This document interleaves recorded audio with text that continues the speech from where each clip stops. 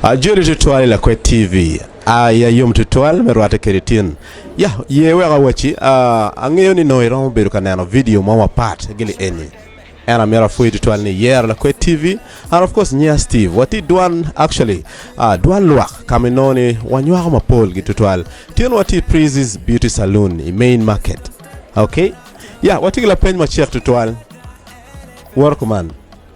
Kekete tigila cho mama la nywa dada la mero timo jema nywa la nywa dada era daga niang la cheni en kar go la chonyo ibiti yugi ngeche nini ya mie mo achera rio beti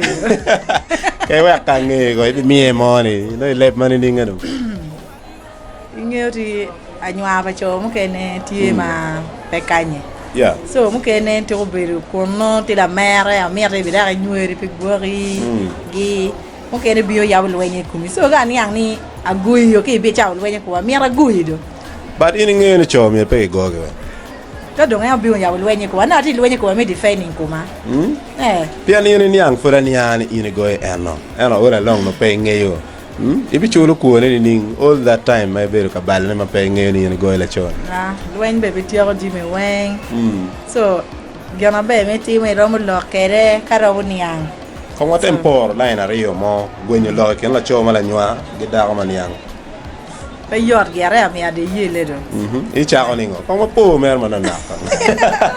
la choma la nywa ma pere tem me magaka so okay ange duan na mer wini duan mo ni ma yiti yo ke so cha wen pe ra mo beru mo me cha wen ange on yeah so cha ke beru ba wai tu lo pa ge do piti la cho wa me o toro au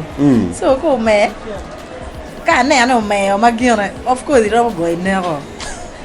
chi ka wai tu lo ma po marco adam ka te pinya wai ne awe gine ti we ni pe be me no eni ni amo bu chu de pe yi to yi la cha wen pe be ka ye ni lo do ga so pe be ni amo agwen ne ri go ene go do agwen ne ma mo tu lo wa ne me okay apo ritual